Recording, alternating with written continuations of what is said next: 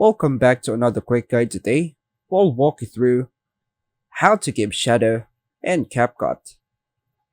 First method, use the text shadow feature.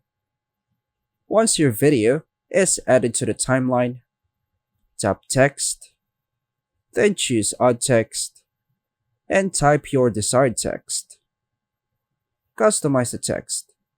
Go to style and choose your font, color, and size.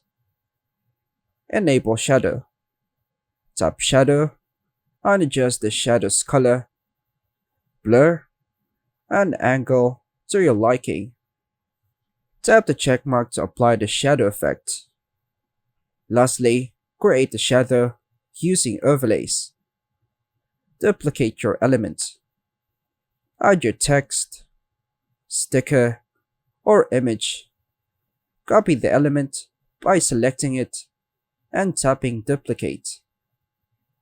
Change the color to black. Set the duplicated element's color to black or any shadow color you prefer. Offset the shadow. Now, while the new duplicated text is selected, on the tools, choose layers, then switch the colored black element below the original text. Move the white element slightly behind or below the original to create a shadow effect.